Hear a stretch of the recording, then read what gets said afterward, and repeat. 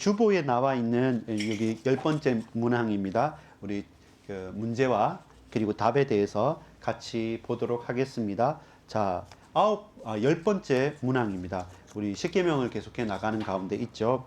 하나님은 넷째 계명과 다섯째 계명에서 무엇을 명하십니까? 답해 주십시오. 하나님은 넷째 계명에서 안식일에 공예배와 개인 예배를 드리고 일상적인 업무를 하지 말며 주님과 다른 사람들을 섬기면서 영원한 안식을 고대하라고 명하셨습니다. 다섯째 계명에서는 부모님을 사랑하고 공경하며 그들의 경건 훈련과 가르침에 순종하라고 명하셨습니다. 아멘. 이게 이제 풀 텍스트로 우리가 읽은 것이고, 여기 여러분 파란색으로 되어 있죠. 간단하게 넷째 계명과 다섯째 계명은 무슨 내용입니까? 라고 질문했을 때 파란색 답을 한번 읽어볼까요? 같이 읽읍시다. 시작. 넷째 계명에서 안식일 예배를 드리라고 명하셨습니다. 다섯째 계명에서는 부모님을 사랑하고 공경하라고 말씀하셨습니다. 이렇게 있죠. 파란색 보면 간단하게 우리가 보면 넷째 계명은 안식일에 예배를 드리는 것과 그리고 부모님을 사랑하고 공경하라는 것이 다섯째 계명이라 했죠.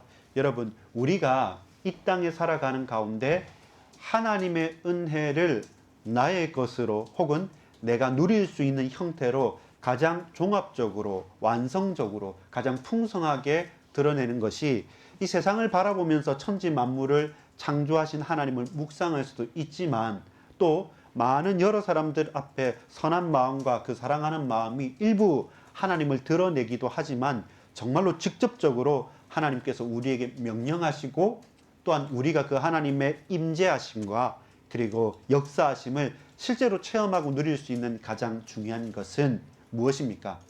구약의 제사와 지금 이 신약 시대에 그리고 지금 오늘 우리에게까지 이르러서 가장 직접적인 하나님의 역사는 예배를 통해서 이루어집니다.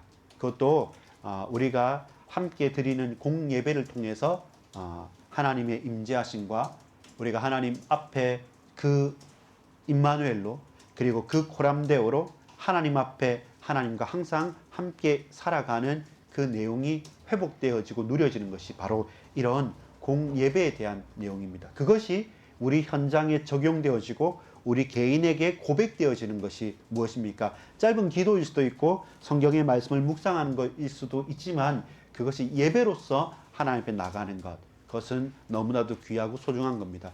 자, 여러분, 아까 구약의 제사라고 했는데, 여러분, 지금 우리는 이렇게 각동 각저 흩어져서 그리스도의 몸된 교회를 다양한 형태와 조직으로 예배를 드리고, 또 거기서 예배 가기 싫어, 조직 지각하기도 하고, 좋아 하고 난 재밌어 라고 많은 다양한 표현이 있을 수 있지만, 과거에는 여러분 성전에 누가 들어갈 수 있었을까? 지성소 안에는 대제사장 아니면 들어갈 수도 없어요. 그 안에서 역할을 하는 사람들은 누구였습니까? 모세처럼 그 어머니 아버지가 레위 지파였던 레위 지파의 사람들이, 그리고 그 속에 있는 제사장 지파의 사람들이, 그리고 그 제사장 중에 대제사장이 특별한 날 특별한 경우에 본인의 죄와 본인의 문제를 해결하고 제사를 드리고 지성소에 들어갈 수 있었더랬습니다. 근데 지금 우리의 예배는 어떻습니까? 그 중심과 그 내용을 제대로 고백해야 합니다. 과거의 회당이나 과거의 예루살렘 성전에서 그들이 예배하고 순례했던 것과 비교할 수 없을 만큼 예수님께서 메시아 그리스도로 오셔서 그 신전에 그 성전에 휘장을 쫙 찢어버리셨기 때문에 우리는 예수 이름으로 언제 어디서나 하나님께 나아갈 수 있고, 그 예수 그리스도 이름으로 우리가 그리스도의 고백을 하고 신앙을 받아들인 사람들, 불러낸 사람들, 에클레시아, 그 현장에서 불러내어서 모인 이 사람들이 모인 모임인 그리스도의 몸된 교회에서 예배를 드릴 수 있는 것이죠. 그러면 우리처럼 이렇게 4층에 좀 더울 수도 있고 좀 오래될 수도 있고 좀 좁을 수도 있는 교회에서나, 크고 대단한 높은 또 거대한 교회에서나 그 형편과 처지를 따지지 않습니다. 저 북한의 지하교회에서도, 저 무슬림들과 지금 전쟁하고 있는 우크라이나나 러시아에서도 하나님께서는 우리의 예배를 받으시는 거죠. 자, 여러분 잘 보세요. 우리가 십계명을 봐가는 가운데 계명에 대한 내용은 뭐라고 했습니까? 질문이 있습니다. 네 번째 계명이 뭡니까? 끌적끌적이 아니라 네 번째 계명은 하나님 앞에 안식일을 지키면서 예배하라는 겁니다. 다섯째 계명은 뭡니까? 다섯째 계명은 마음대로 살라가 아니라 내 부모를 사랑하고 공경하고 사랑하고 부모를 잘 모시라는 거였습니다. 이 단순한 효도의 관점이 아닙니다. 육신의 부모님의 말씀을 순종하지 않고 육신의 부모님을 모실 수 없는 사람은 눈에 보이지 않는 아버지 하나님을 제대로 예배하고 모실 수 있을까요? 없을까요? 불가능하죠. 그것과 연결되어져 있는 것입니다. 자, 그래서 여러분 특징이 있어요. 십계명이 각 계명이 뭡니까? 라는 질문, 그리고 거기에 대한 대답이 있으면 그럼 그렇게 살기 위해서 어떻게 살아야 됩니까? 주의할 점이 뭡니까? 왜요? 사람들 예배하지 않고 비슷하게 우상 숭배하거든요. 사람들은 부모님을 존경하지 않고 비슷하게 부모님을 이용하거든요. 그래서 네 번째 계명은 이것입니다. 다섯 번째 계명은 이것입니다. 그리고 그것을 잘 지키는 것이 필요합니다. 그런데 우리에게는 약점이 있고 우리에게는 주의할 점이 있습니다. 그 주의할 점과 약점을 잘 보완하면서 이 말씀을 신실하게 지킬 때 하나님께서 우리에게 복 주시고 약속하신 언약을 이루어 가십니다. 그래서 저와 여러분 무엇입니까? 따라합시다. 예배 성공, 인생 성공, 예배 승리, 인생 승리. 거기에 우리 인생이 맞닿아 있는 것이죠. 마찬가지입니다. 최고의 인간관계는 무엇일까? 친구와의 관계 그렇지 않습니다. 형제 자매와의 관계, 사랑하는 사람과의 관계 그렇지 않습니다. 저와 여러분이 부모님과의 관계가 회복되지 않으면 어떤 다른 인간관계도 사실 불가능해요. 거기에서부터 여러분 회복해가고 도전해가고 고백해가는 중요한 내용들이 있어야 할 것입니다. 여러분 핵심 개념 한번 볼까요? 같이 한번 읽어보겠습니다. 시작. 하나님은 자신의 본질과 창조 질서에 일치하는 삶의 방식과 관계를 명하셨습니다. 그렇죠. 하나님께서 안식하셨잖아요. 창조하시고.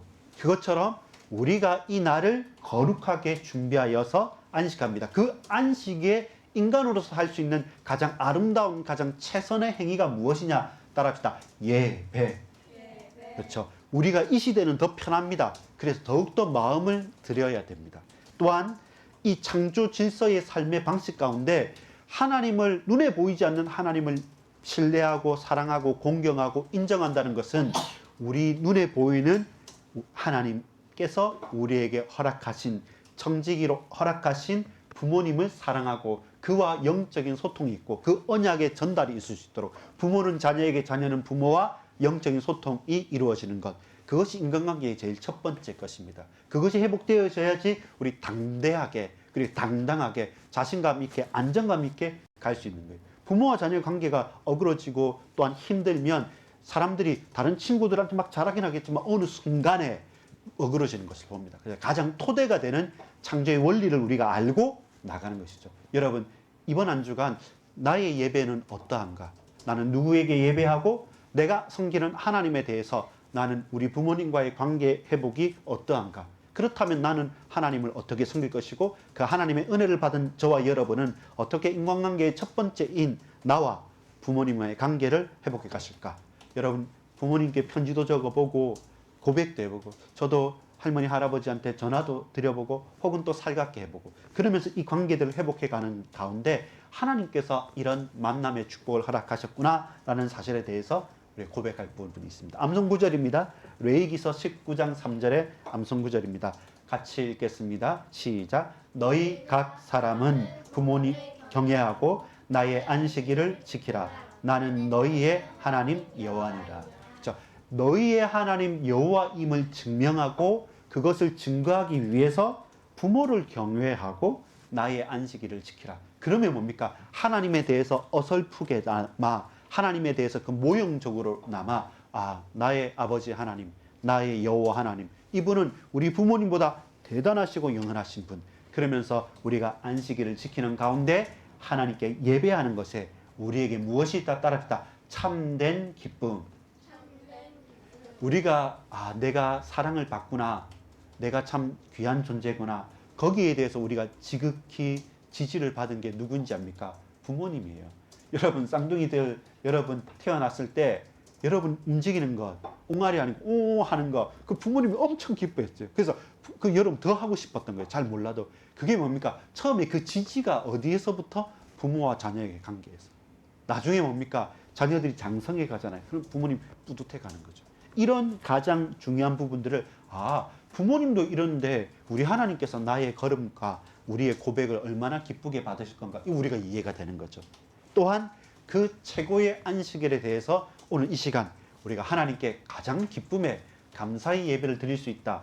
그것보다 더 놀라운 은혜는 또한 없습니다. 이번 한 주간 따라합시다. 예배와 부모님, 부모님과 예배. 그 승리가 있기를 소망합니다. 우리 마지막으로 문답 한 번만 하고 마치도록 하겠습니다. 제가 질문합니다. 여러분 답해 주십시오. 하나님은 넷째 계명과 다섯째 계명에서 무엇을 명하셨습니까? 답합니다. 시작. 하나님은 넷째 계명에서 안식일에 공예배와 개인 예배를 드리고 일상적인 업무를 하지 말며 주님과 다른 사람들을 섬기면서 영원한 안식을 고대하라고 명하셨습니다. 다섯째 계명에서는 부모님을 사랑하고 공경하며 그들의 경건 훈련과 가르침에 순종하라고 명하셨습니다. 이 응답이 한 주간 풍성히 누려지는 저와 여러분 되기를 간절히 소망합니다. 기도합니다. 아버지 하나님 감사합니다. 우리가 많은 일을 할 수 있지만 우리의 삶의 가장 우선순위가 하나님께 예배드리는 것이고 그 힘과 그 은혜와 그 감사를 가지고 우리가 이 땅에 담대하게 또한 고백하면서 증거하면서 정복하면서 다스리면서 하나님께 영광을 돌리게 하시며 우리 인간관계의 가장 바탕이 되고 기초가 되는 부모와 자녀의 관계를 늘 회복하고 아름답게 가꾸어 갈 수 있도록 주님 역사해 주옵소서. 여호와 하나님 한 분만 영광 받아 주옵소서. 구주 예수 그리스도의 이름으로 간절히 기도합니다. 아멘.